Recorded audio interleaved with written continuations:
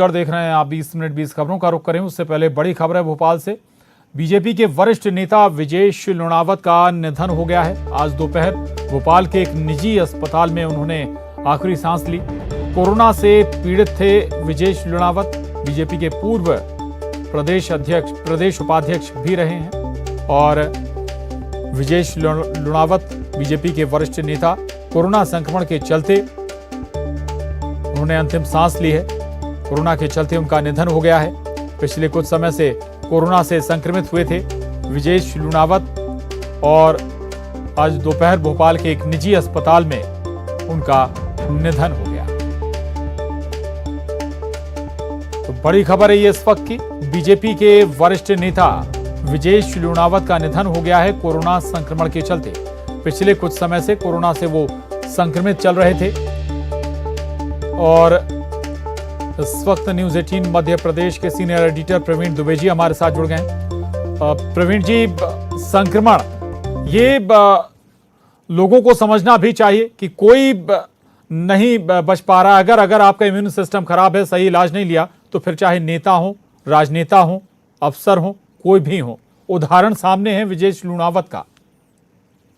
महत्वपूर्ण ये नहीं है प्रशांत के कोई व्यक्ति संक्रमित कैसे हो रहा है। महत्वपूर्ण ये है कि इस बीमारी ने कितने ऐसे लोगों को समय हमसे जुदा कर दिया जिनकी न जाने की उम्र थी, ना जिन्होंने काम बहुत अच्छा किया। विजेश लुणावत के संदर्भ में हम अगर बात करें तो बेहतरीन इंसान थे। राजनेता तो खैर जितने अच्छे थे वो तो उनका काम बता रहा है। जब दिग्विजय सिंह की गवर्नमेंट थी तो एक रणनीति बनाने के लिए कि कैसे कांग्रेस को हरा के बीजेपी को लाना, उस रणनीति वाली टीम की अनिल दवे की टीम का बहुत अहम हिस्सा थे। उसके बाद के 3 चुनाव में लगातार उन्होंने इलेक्शन को लेके मैनेजमेंट किया कि सर्वे कराने से लेके सारी चीजें।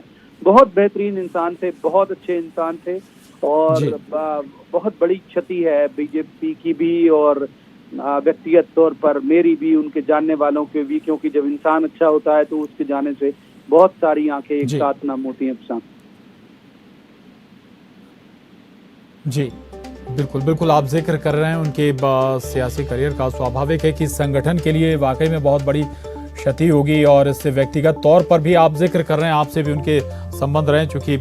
और ये जितना विजेश लुणावत के बारे में थोड़ा बहुत जानता हूँ, स्वभाव बहुत ही बेहतर स्वभाव, और दूसरी बात यह कि विपक्ष के लोगों से भी उसी स्वभाव उसी अंदाज में उनके मेलजोल था। प्रवीण जी, आप अगर विस्तार से और बता सकें।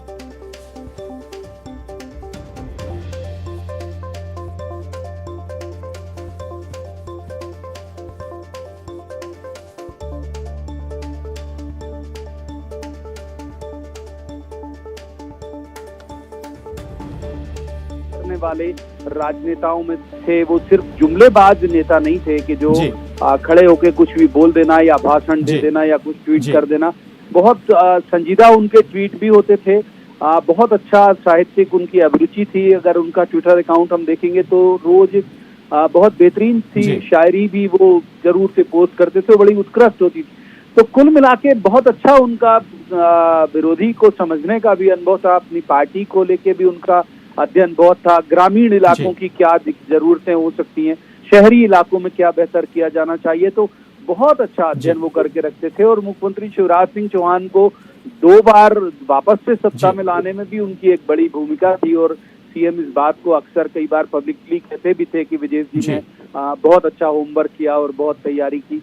तो बड़ी क्षति है एक राजनेता के तौर पर भी। और दूसरी बात यह है कि दोस्ती बहुत शिद्दत से निभाते थे। कई बार ऐसे मौके आए, चूंकि हम सब लोग मीडिया में हैं, तो उनको अप्रिय लगने वाली खबरें भी करते थे। तो कभी निजी दुश्मनी जैसा भाव उनने नहीं पाला। फोन करके जरूर वो अपना दुख जरूर कह देते थे कि इस तरह से बहुत ज्यादा कर दिया या बहुत बीजेपी के खिलाफ कर दिया, लेकिन वैमनस्यता नहीं पाली। तो इंसान भी बहुत अच्छे थे, जो बहुत कम हो गई है अब इस तरह की नस्ल राजनीति में भी। उस नस्ल का जाना बहुत बड़ी क्षति है प्रशांत, वाकई। जी बिल्कुल, और ये ना केवल बीजेपी बल्कि पूरी मध्य प्रदेश की सियासत के लिए बड़ी क्षति है। जी बहुत शुक्रिया हमसे बात करने के लिए प्रवीण जी। और